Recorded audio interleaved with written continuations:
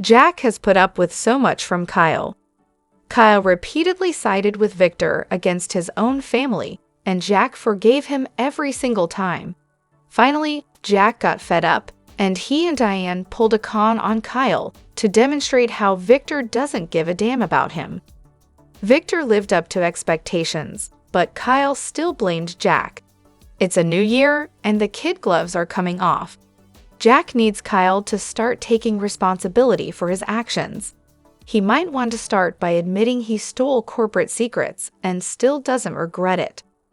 Jordan initially seemed to be down with whatever Ian had planned for the good people of Genoa City, as long as he was along down with what she wanted to do. But lately, she's been having her doubts. Ian seems to be pursuing his own agenda, not hers.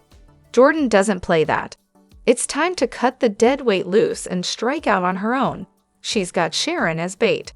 Now, let's see what Claire has to say. Ian has already terrified Nikki. Victor promised he'd protect her, but well, we know how good his people are at security. The Newmans don't even know about Jordan escaping from prison. But Nikki is already worried about Claire. Victor can't protect her. Kyle most certainly cannot. Guess it's up to Grandma.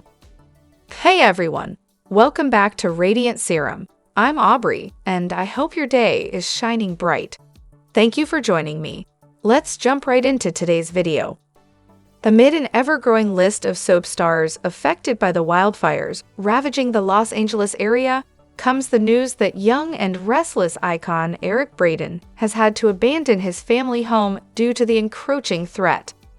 Braden shared the update on his Instagram account along with a positively heartbreaking video in which he explains briefly that his family has to leave and says goodbye.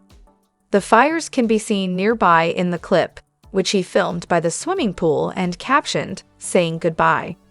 Braden's co-stars were quick to respond to the distressing post with words of love and encouragement. Beth Maitland Tracy told him, "Prayers rising, dear one," while Melissa Ordway, who plays his on-screen daughter Abby, said, "I'm so sorry, sending you so much love and hugs. Stay safe." Colin Zank, who is Victor's newest nemesis, Jordan on Young and Restless, expressed how heartbroken she was for him and added, "Oh, Eric, stay safe." Tamara Clatterbuck, an alumni of the soap who played a character named Alice Johnson, also told the star she was praying for him. Many fans and followers also sent their love and support.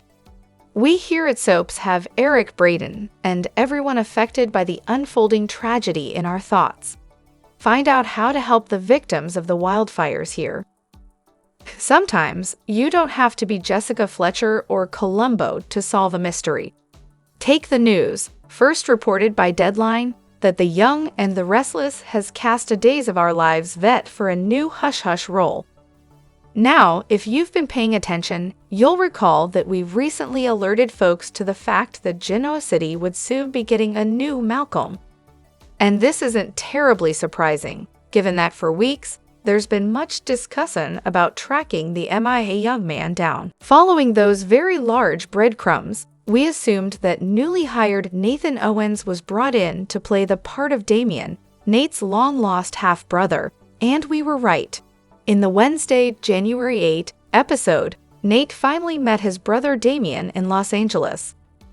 The actor, who had shared an Instagram story shot outside the CBS studios, is no stranger to daytime, having played Days of Our Lives Cameron Davis from 2012 to 2013. He also appeared as Jesse Morgan on the primetime soap Devious Maids where, by the way, he worked alongside former soap stars like Susan Lucci, Erica, All My Children, and Eva Longoria, ex-Isabella, Young and Restless. We first learned about the character's existence when Amy visited Genoa City and dropped the news of the young man's existence in Nate's lap. For those who don't recall Amy Lewis' past, she once dated Nate's father, Nathan. During her recent visit, Amy confessed that she had gotten pregnant back in the day, but never told Nathan the truth. The secret had been weighing on her, having been kept for far too long, and she finally spilled the details. She gave birth to a baby boy, and Nate has an older half-brother named Damian. As if that wasn't a shocking enough development, Amy also told Nate that his dad was unaware that she'd had his baby because she had moved on romantically and allowed the new man in her life to believe himself to be Damian's daddy. Oh, and one more thing, she never told Damian the truth either.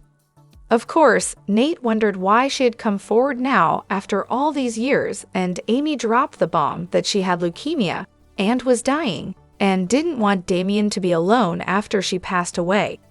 She then asked Nate to help her find Damian before it was too late, and explained that he'd been lost since his father's death and she hadn't heard from him, and he had no idea she was dying.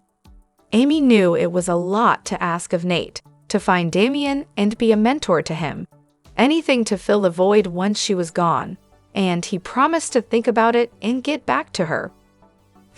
At society, Lily complains to Abby and Devin about Nate missing New Year's with them to stay in LA. Devin thinks it's oak, considering he's about to meet a sibling he never knew he had.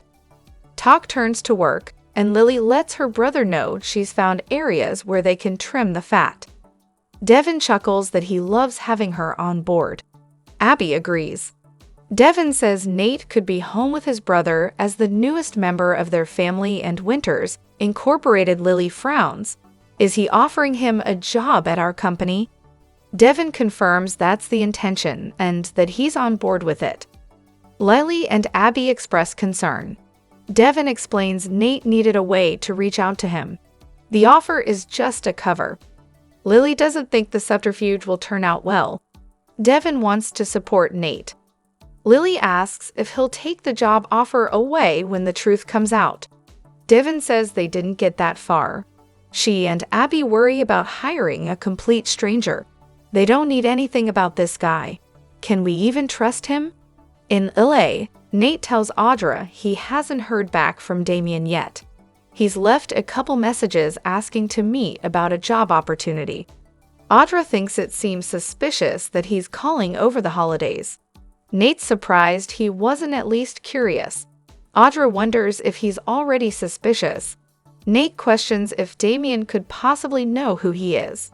Audra thinks it's possible he knows more about his bloodline than Amy realizes. Maybe he uncovered her secrets, and that's why he took off in the first place. What if he feels angry and betrayed?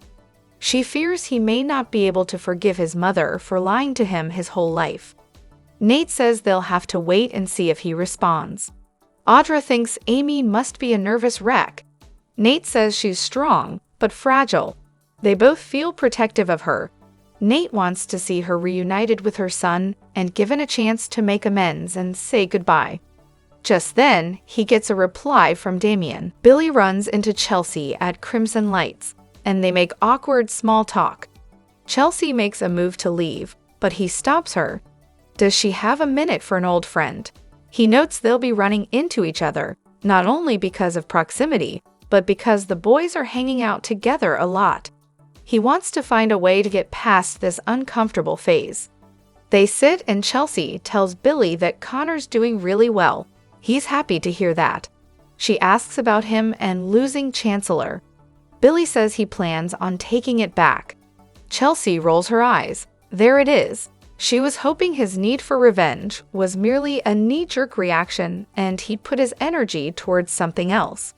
Does he really want to go to war with Victor? Billy says he started the war, but didn't take out his target completely.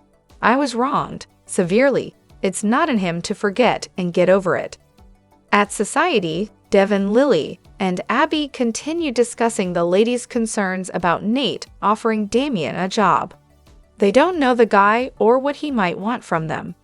Lily's not comfortable bringing him into the company without getting to know him better. The last thing she wants is to be stabbed in the back again. She doesn't think Nate is going about this the right way. Abby agrees given the false pretenses. Devin reiterates that Nate just needed a way to start the conversation. He's not stupid and won't be reckless. He won't bring anyone on board if any of them has a problem with it. They agree to see how it plays out, but Lily continues to ask, what if this thing goes bad? What then? Devin marvels that she's really expecting the worst. They hire people all the time that they don't know. If he turns out to be a good guy, working with your family is a gift. Lily concedes the point. She hopes it all goes well. Who knows, maybe he'll be a great addition to Winters Incorporated. She thinks they should, however, be prepared for Nate to bring bad news. Abby agrees. Nate seems to have dropped all caution. She hopes he hasn't forgotten the risks. Lily can tell his expectations are high. Devin asks, how could they not be? They need to be there for him and support him in case this whole thing comes crashing down. In LA, Nate tells Audra that Damian's willing to meet and talk this morning. He sends him his location and Damian replies, "See you soon." Nate marvels that he's about to meet his half-brother.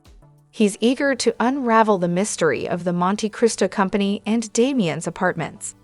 Amy shows up and notices they look excited. Nate shows her the message from Damian. She can't believe her son is coming there right now and embraces Nate. They sit, and Nate reminds the excited Amy that Damian thinks he's meeting him about a job. Nate will make him an offer and try to build a rapport so he can tell him the real story. Amy's so nervous. What if this plan blows up in their faces? Nate urges her to focus on the positive things that could come from this. Amy tells Nate his father would be so proud. She fears Damian won't feel the same way, especially when he finds out her involvement and that she's been lying to him his whole life. Audra asks Amy not to feel guilty.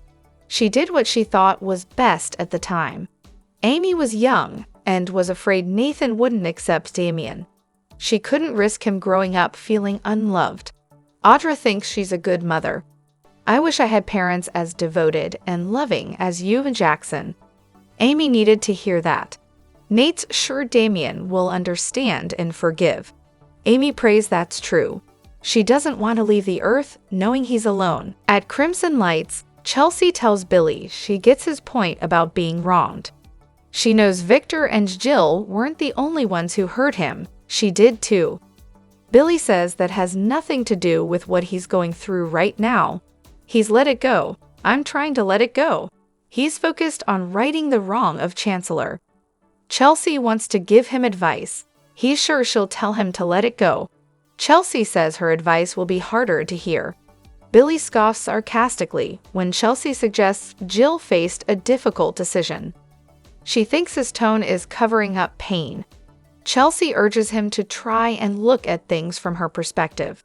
Maybe he'll learn something about himself. Billy hopes she's not suggesting he's somehow to blame. Chelsea's not blaming him, but it's clear Jill is. Maybe he can look at it from her side and try to repair the damage. Billy did not get the opportunity to prove what he's capable of before the company was stolen from him. There's no coming back from this. He's not interested in repairing his relationship with his mother. Chelsea's sorry to hear that. Billy thought she'd be sympathetic having seen him put his heart and soul into that company. Chelsea is trying to look out for him. He'll look out to himself. Later, Lily walks into the coffee house and greets Billy. She asks if he's okay, and he wonders why the world assumes he's about to fall apart. Lily thinks he's not good at handling bad news. Billy says he's not the only one who lost out on Chancellor. Lily's handling it. Billy says he's going to be back on top. Maybe you want to join me. Lily thinks that game is played out. Billy asks if she really doesn't want payback on Nikki and Victor for stabbing her in the back. In Lay, Audra and Amy take off, so they're not there when Damian arrives to meet Nate, who warns them to keep their phones on as they leave. At Society, Abby asks Devin if their lunch upset him. Devin says no. Abby knows he's worried about Nate. Devin could hear how excited he is to find his brother and would hate for him to be crushed. They agree if that happens, they'll be there for him. Devin thinks this has brought out painful memories of losing his father. Nothing could ever really fill that hole. He thinks Nate believes having a relationship with his brother will ease some of that pain. He'd hate to see it end up a mess. Abby asks if it goes bad. What then? Devin's sure Nate will be crushed. He'll have to protect his heart. Abby asks how he feels about Nate meeting with Damian. Devin says it's brought up memories of meeting his own family later in life. It was an emotional roller coaster. I just think that Nate is about to take a ride of his own. Abby agrees he is, no matter the outcome. Devin wishes they could prevent the drops, but there's nothing they can do to stop it. At Crimson Lights, Billy tells Lily that Chancellor belongs to them. Think about what a triumph it would be if they were back on top without his mother dictating to them. Lily won't deny she's furious about Nikki and Victor deceiving her, but she's happy at Winters. Billy says she's not in control. Lily suggests he go back to Jabot. Billy says that's not an option. He teases that she's not his only ally. Lily asks if he really believes he can beat Victor. Billy would be a coward if he didn't try. Lily can't help him, but will be cheering for his success. At Society, Abby knows it's hard for Devin to watch Nate go through something that might hurt him. You want to protect them. Devin says all they can do is wait, watch, and pray for the best. Abby muses that you can't always protect the ones you love. Devin worries this could be over before it starts. If Nate got his hopes up for nothing, that might be the most painful outcome of all. In Lay, Nate shakes Damian's hand and thanks him for meeting with him. Damian admits he was intrigued by his message. He asks Nate how he got on his radar. "Why did you reach out to me?" Nate asks if he's suggesting they made a mistake reaching out to him. Damian is confident in his skill set, but he's moved from job to job. Hardly poaching material. Nate says that depends what they're looking for. Damian asks him to cut to the chase. What is this meeting really about? The Young and the Restless spoilers agree that Victor Newman's protective streak knows no bounds. Now, his dark chapter of taking Jordan hostage is coming back to ruin the family vibes.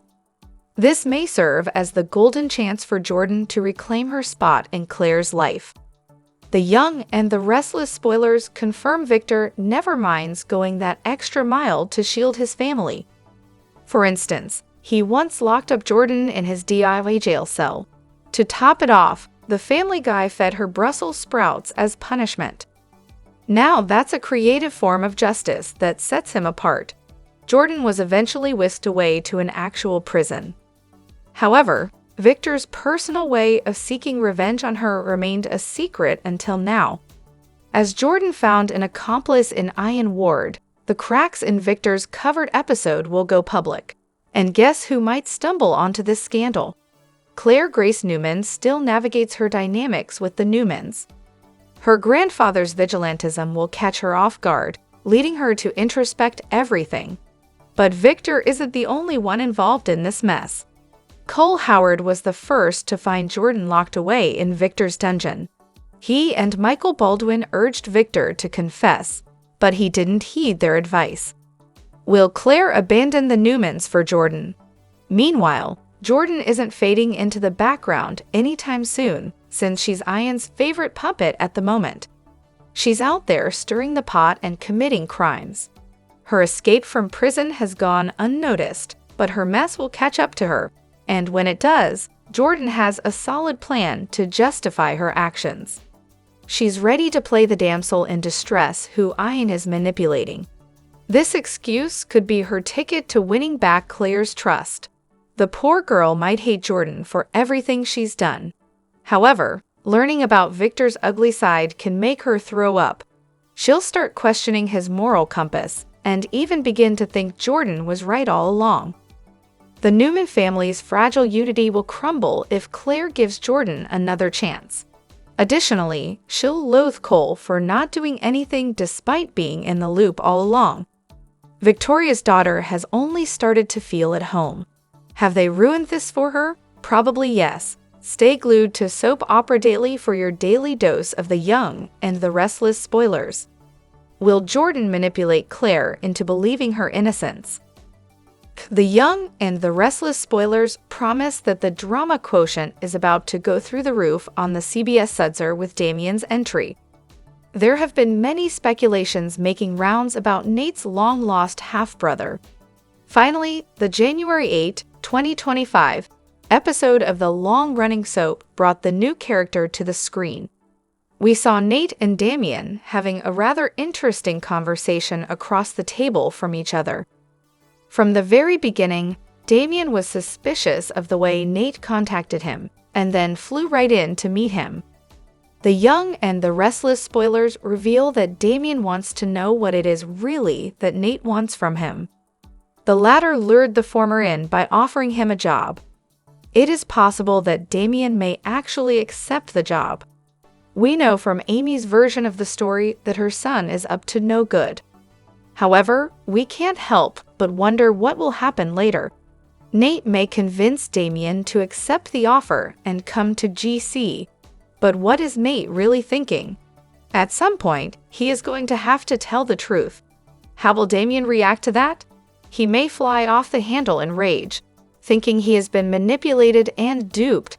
But there is also an equal chance that he'd be happy to have a family. In fact, he may even form a lasting romantic relationship with a wonderful lady who is currently single. If you haven't guessed it already, we're talking about Lily Winters. Although Damian is Nate's half-brother and Lily is his maternal cousin, Lily and Damian aren't biologically related. So, a chance of romance is still very probable. In fact, ever since news of Damian's debut broke out, Y and R fans have been speculating a romance between them. The Young and the Restless spoilers reveal that Ian Ward is already causing tension between Tessa Porter and Mariah Copeland. In the Tuesday, January 7, 2025 episode, Maria ripped into Ian while Tessa was thanking him for saving her life. Tessa and Mariah have definitely divided already, and Ian will capitalize on that. So let's get started talking about what could happen next with this storyline. The Young and the Restless spoilers, Ian Ward's redemption claim. Lily and R spoilers reveal that on Tuesday, January 7, Mariah and Tessa were pushing Area Copeland Porter in the stroller when they ran into Ian. There is a lot of crazy history involved between Ian and Mariah. So the way she lashed out at him makes total sense, especially after he was so close to a semi-conscious Tessa. Plus, Maria understands how Ian's mind operates, so she's not believing the changed man story at all. In fact, Maria knows what Ian does and how he worms into people's lives. By and R spoilers, Mariah Copeland explodes.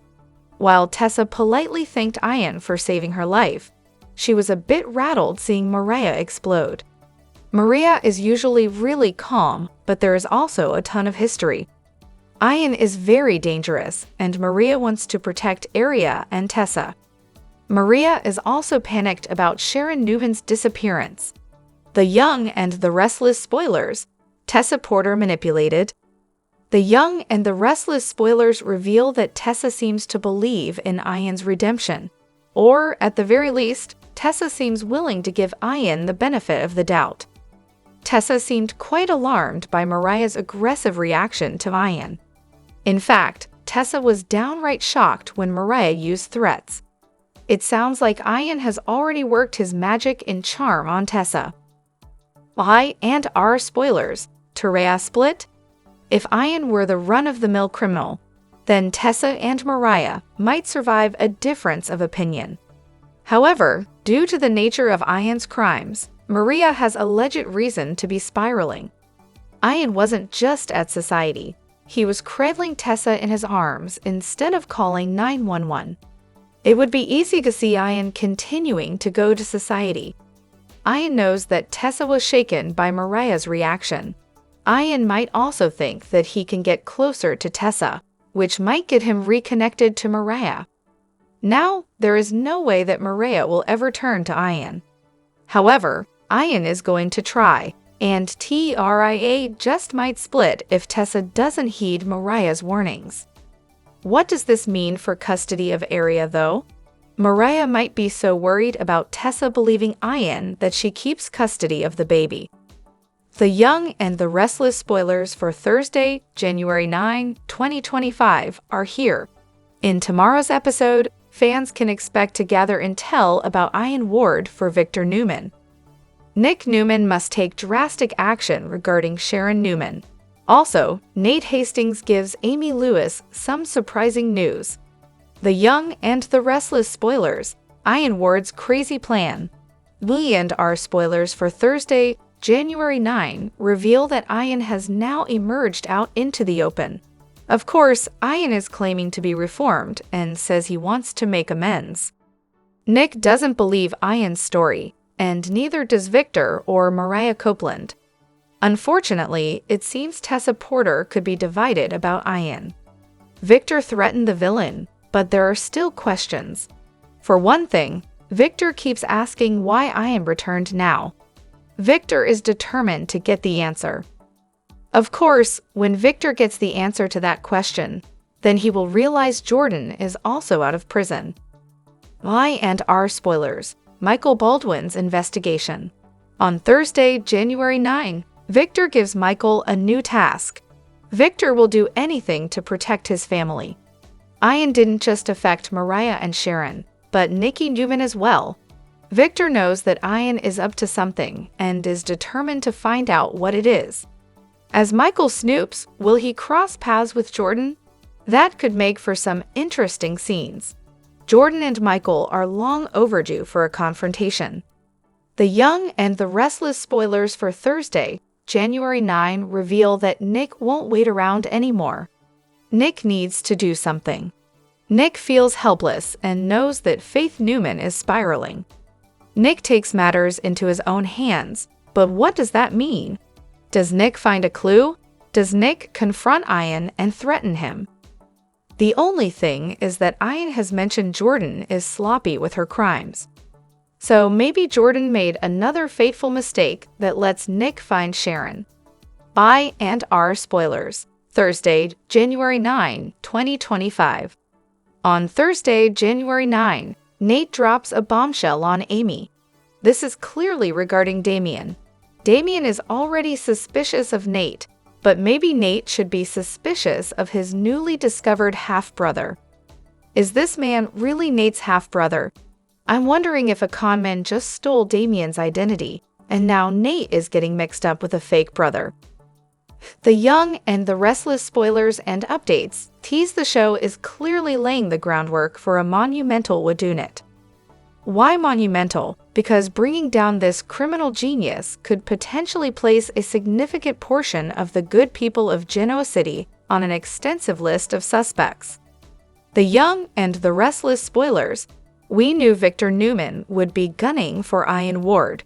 When Ian Ward made his return to town, it was clear that Victor Newman would be on the offensive. Their tumultuous past is just the tip of the iceberg. Ward has committed the gravest offense in Victor's eyes. He has repeatedly crossed the line with Nikki Newman. This isn't just a one-time incident. It's a pattern that has unfolded over many years. Even Jordan expressed her disbelief that he was still alive after being called to the Newman ranch. Meanwhile, Ian's new accomplice and lover, the dangerously unstable crazy Aunt Jordanum, is growing increasingly frustrated with him as well. Y&R spoilers, Ian Ward's been manipulating Jordan Howard, and she doesn't like it. In the cramped confines of the Red Door Motel, tensions are running high as Ward continues to push his own agenda at Howard's expense, which is certainly not helping his situation. With a dangerous individual who seems to have murdered Heather Stevens to set up Sharon Newman lurking around, Ian should be on high alert. If this unstable person suspects Ian is playing games with her, the consequences could be dire. Her chilling warning, crisscross Ian. Crisscross hangs in the air. However, it was Mariah Copeland who truly raised the stakes when she confronted Ian in the parquet, threatening him with dire consequences if he didn't keep his distance. This confrontation made it clear that a dramatic mystery was unfolding. The Young and the Restless spoilers, 3 suspects already could take Ian Ward out. Ian's mere presence is enough to provoke a reaction from the redhead he raised within his cult. However, when she made sharp comments about Tessa Porter Copeland and their baby, it pushed her to the brink of issuing a blatant death threat. Can anyone really blame her? Maria understands Ian's true nature better than anyone, except maybe Nikki. As Nikki becomes aware of Ian's return to Genoa City later this week, her concern for Claire Newman will intensify.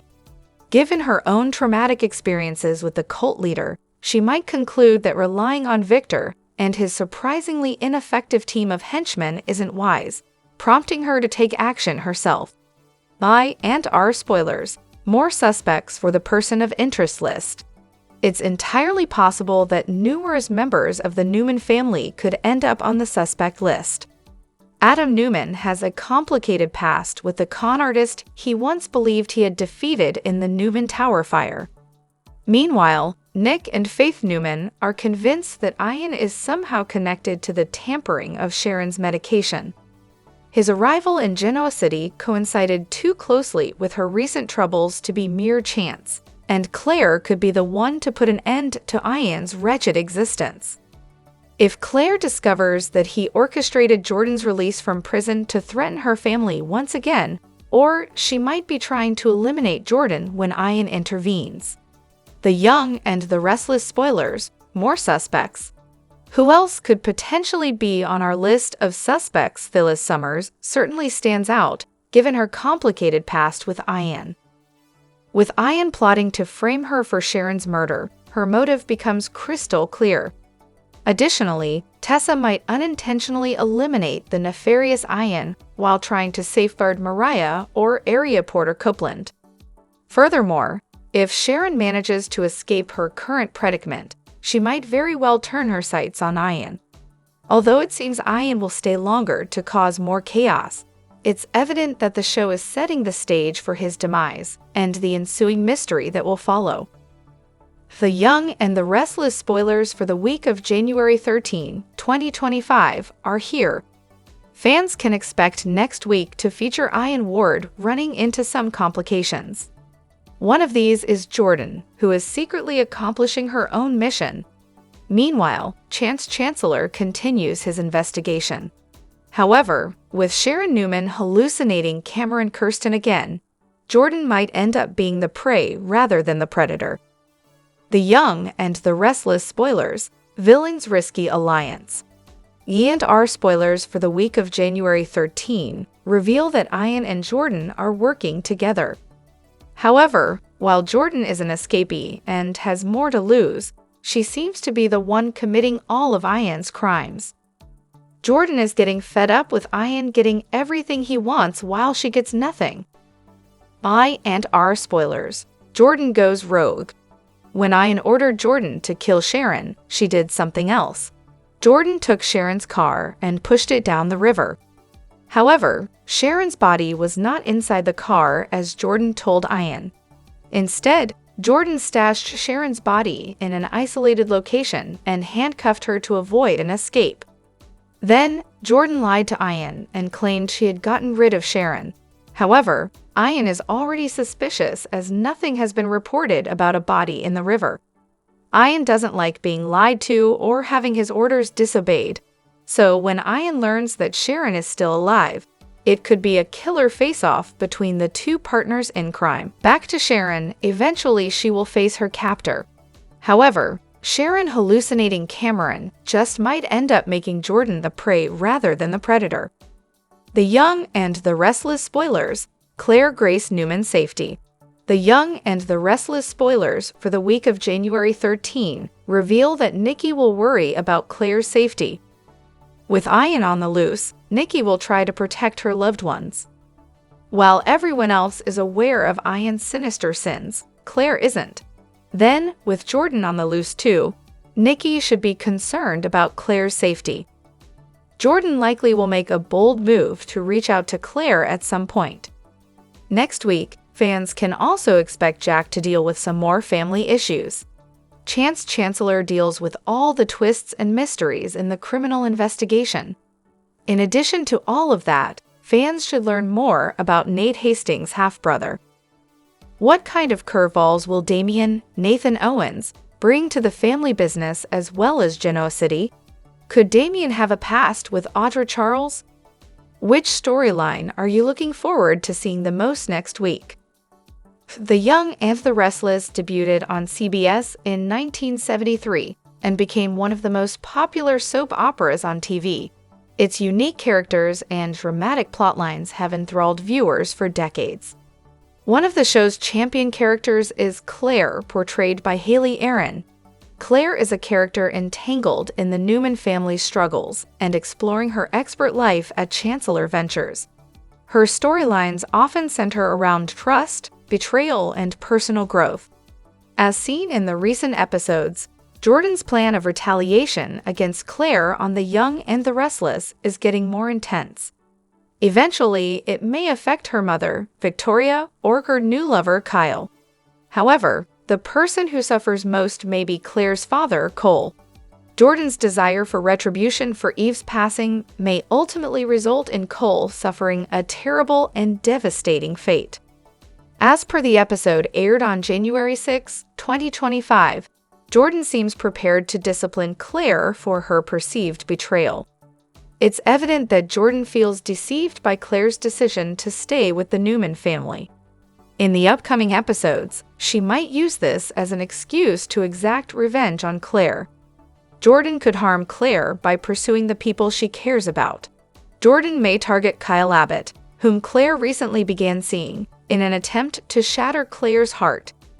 Jordan might attempt to injure Kyle to exact revenge on Claire, even if he might be more difficult to harm than others. Another person Jordan could target is Claire's mother, Victoria Newman. Jordan may regard Victoria as a reason for Claire's decision to love her biological family over the one that reared her. If something happens to Victoria, it will greatly hurt Claire and cause problems for the Newman family. Although it appears doubtful that Victoria and Kyle will be irreparably injured, Claire's father, Cole Howard, may be at greater risk. Jordan may attack Cole, especially given her feelings about her sister Eve's death. She may use Cole as part of her retribution strategy. Claire and her family may be in grave jeopardy when Jordan pursues her retaliation. This plot leads up to significant events for Claire's loved ones, and it appears that Jordan's actions could cause harm to someone significant. The cast of The Young and the Restless is broad and constantly growing, including both newcomers and longtime performers. Well-known characters who have been a part of the series for decades and are essential to the continuous drama include Victor Newman, Jack Abbott, and Mickey Newman. These characters are essential to the show's plots, especially those involving the influential Abbott and Newman families, whose disputes frequently serve as the main plot elements. The Young and the Restless also has a strong cast of recurring characters who play key roles in numerous continuing subplots. Tracy E. Bregman, Christian Leblink, and Lauralee Bell have all been longtime cast members of the show. Fans of The Young and the Restless, Eric Braden, have been anxiously awaiting an update from the soap star since the video he posted overnight of the Lay fires and how close the flames were burning near his home. Jennifer Gareis and Cameron Matheson have shared that they are safe. However, they are among the thousands who have tragically lost their homes in the fires. Braden posted another video today, captioning it, saying goodbye. Firefighting aircraft can be seen and heard overhead as flames roar in the background. Narrating as he filmed, The Young and the Restless star said they had to evacuate their house. "Okay, everyone, to see this beautiful area go up in flames." "Unbelievable," Braden said. He paused while talking, then said firmly, "All right. God bless you all. Be cool. Goodbye." Courtney Hope, Braden's castmate who plays Sally Spectra on The Young and the Restless, offered a quick update as she had been getting plenty of messages asking if she was okay. She posted a video on her Instagram, assuring that she and her family were safe. Courtney explained that she was ordered to evacuate at 5:30 a.m. and went to her parents' house in Calabasas. She reported that she only lost a fence and a tree and considered herself very lucky considering the many friends who had lost their homes. The Young and the Restless star asked her followers to keep sharing helpful information about shelters and lists of what to take if someone has to flee. "I can tell you this morning my head was spinning, and having a list was so helpful," she added. She advised those who were in the line of fire, or anyone who might have to leave where they are, to think about what they want to take, as it was better to have to put it back than not have it. She also asked people to keep praying and suggested that those who are in a safe zone and have the ability to open their homes to friends who are in the fires do so. Courtney also reminded people like her with asthma, along with anyone with cardiovascular or respiratory issues, to take care and mind the air quality warnings. Ashley shared photos, noting that the smoke had shifted, so she wasn't sure if it was a good sign. An hour later, she updated that the Hollywood Hills near the CBS studio was on fire and being evacuated as well. Shocked and in tears, it was heartbreaking to hear her voice crack, as she said she couldn't believe this was happening. Casey Kasprick, supervising producer, The Bold and the Beautiful. Casey posted various videos on Instagram over the past 24 hours, showing the fires from the CBS studio. He recently updated the fires that had sprung up in the Hollywood Hills while driving, and another update from The Office showing the flames spreading out of control. Adrienne posted last night that she was safe but watching transformers blow, and as 100 miles per hour winds were causing the fire to grow and rip through neighborhoods. She said that many of her friends had lost their homes. She wanted to put it out there to her friends and family that anyone needing shelter, stating, "I have room, I will put you up, I will make you breakfast. Call me, I will be up all night." Kate shared photos of her and her dog in a shelter. She thanked those who helped her and posted a notice from General Hospital. Given the nature of this week's storyline featuring a major fire, the show decided not to air the remaining episodes as they felt it would be insensitive given the situation that was affecting so many. Christina wrote on their announcement, "Proud to be part of a show that believes in trigger warning plus thinks of others." This week on The Young and the Restless, Victor has promised Nikki, Faith, and Nick that he will do whatever it takes to protect his family from Ian Ward. He has his security following Ian and watching his every move. However, what no one knows is what Ian really wants. Ian claims that he came to Genoa City to atone for his sins and make amends with the Newmans. For good measure, he told Tessa and Mariah that it was divine intervention that sent him so he would be at the right place and time to be able to save Tessa's life. On Thursday, Victor tasks Michael with gathering intel about Ian Ward. Can Michael find out that Ian is working with Jordan, and will he be able to prevent anyone else from being hurt by the villainous duo? Meanwhile, now that Sharon's car has been found, but no body has been recovered from the river, Nick knows that Sharon is out there somewhere and needs to be found. On Thursday, Nick takes matters into his own hands to find Sharon. But will he be able to save her, or will his own life be at risk? As for Sharon, she finds herself somewhere familiar. Terrified, she screams for help, but doesn't get the companion she was hoping for. Nate met Damian, but it didn't go quite as he had planned. Damian pointed out his job history and wondered why a company like Winters would be interested in hiring someone who jumped from job to job every few months. Nate has his theory about what Damian has been doing. He knows that all of the companies Damian has worked for have been under the umbrella of a parent company called Monte Cristo Investments, and that all of the apartments belong to Dangler's property management. Will Nate get answers from Damian about the mysterious life he is living? On Thursday's episode of The Young and the Restless, Nate shares surprising news with Amy after his meeting with Damian. Cat Society, Lily told Devin and Abby that she was surprised Nate spent New Year's in LA instead of coming back to celebrate with them. Devin said to cut him some slack as he went to meet a sibling he didn't know he had. Lily said they had a lot of work to discuss. She wanted to do some cutbacks and talk about ways to improve. Devin was happy to have her back, but agreed they needed all hands on deck, including Nate. Devin thought if everything went as expected, Nate would be home soon with his new brother and a new employee for the company. Lily was taken aback and wondered what Damian's qualifications even were. Devin said it was Nate's situation to handle, and that he was just doing what he had to get the conversation started. Yeah, because that type of subterfuge always ends well, Abby noted. Lily said she was all for knowing family and supporting them, but thought Devin and Nate should have thought far enough along to know whether or not the job offer still stood after Nate told Damian the truth. Abby agreed with Lily that they knew very little about Damian, and what they did know didn't sound good. Can we even trust him? Lily wondered. Nate thought their concerns were premature, but Lily and Abby disagreed.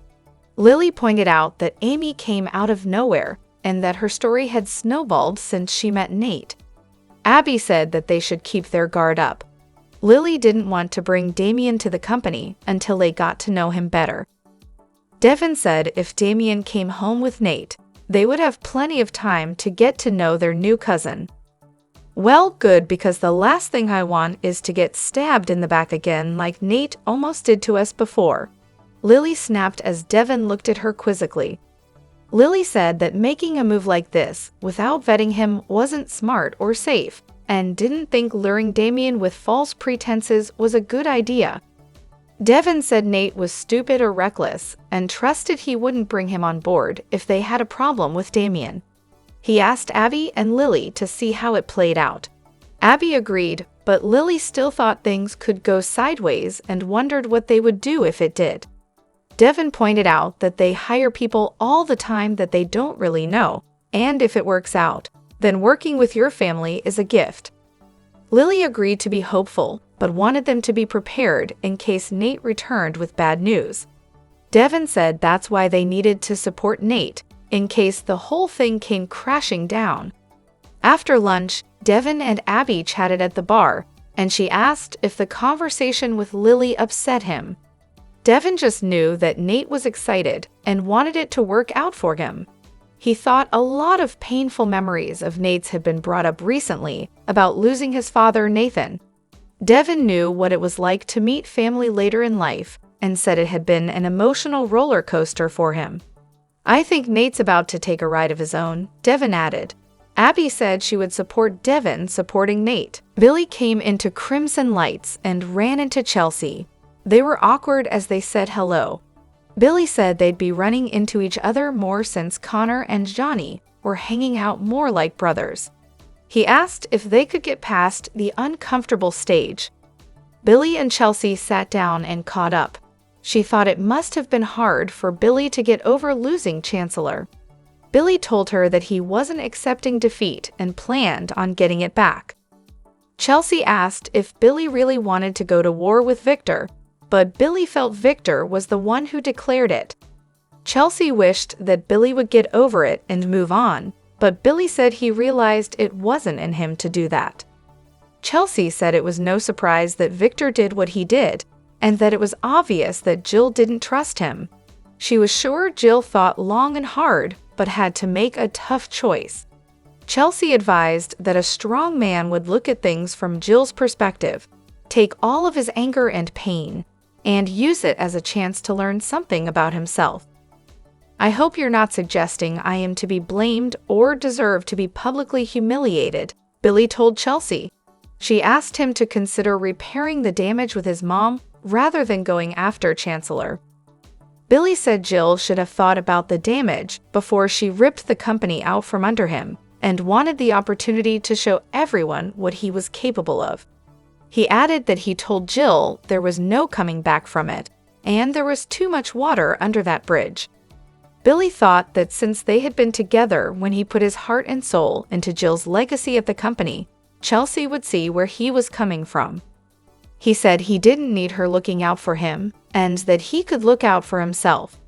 After Chelsea left, Lily came in and asked Billy if he was okay. He snapped that he was fine and tired of everyone asking, as though he couldn't handle the changes in his life. Billy suggested that he was on top of the world and asked if she'd like to join him in getting payback on Nikki and Victor for how they stabbed her in the back. Billy told Lily that his mother always wanted the two of them to be running Chancellor. He told her to think about what it would feel like to have autonomy with the company, and they'd be able to embarrass their enemies. Lily agreed. She was furious at Victor and Nikki, but said she'd moved on and was working with her family. Billy said she wasn't in control of Winters the way she should be of Chancellor, but if she was happy, he was happy for her. He told her he wasn't alone in the fight. "Do you really believe you can beat Victor?" Lily asked. Billy said if he didn't try, it would make him a coward. Lily told him she hoped he came out on top, but she couldn't help him. "But I will be cheering for your success." "Truly," Lily said before leaving. At a cafe in Leh, Nate told Audra that he left 2 messages for Damian offering to talk to him about a job opportunity. Audra thought his approach might be too much. Nate expected Damian to be curious enough to call, but Audra wondered if he was suspicious. Audra thought Damian might have known more than Amy realized, which could be why he took off initially. She wondered if Damian didn't communicate with Amy because he felt angry and betrayed. Nate said he wouldn't know what to do if her theory was correct. Nate got a text from Damian and was willing to meet. Nate sent him his location, and Damian said he was on his way. Amy joined Nate as he was telling Audra that he was hoping to find out more about the mystery of Damian's connections to working for Monte Cristo Investments and having Dangler's property management as his landlord no matter where he went. Nate showed Amy the text from Damian, and she was excited to see that her son was on his way to where they were. Amy was nervous, but Audra reminded her that the first meeting would be with just Nate. Amy was grateful for everything Nate was doing. He said that he was close to meeting a brother he never knew he had. "Your father would be so proud," Amy told Nate. She knew that Damian wouldn't be as excited to see her as she was to see him, especially when he knew she had lied to him his whole life.